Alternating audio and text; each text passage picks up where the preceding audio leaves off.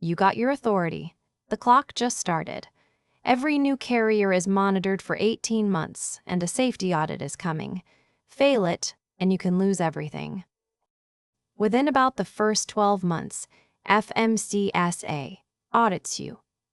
They verify your drug and alcohol testing program, driver qualification files, hours of service and ELD records, maintenance logs, insurance, and your accident register.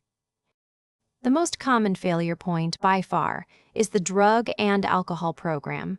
Missing it, using a driver with a revoked CDL, or disorganized files means automatic failure.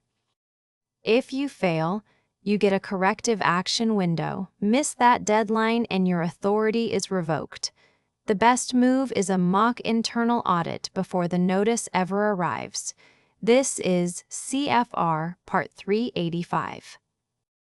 Get your house in order early.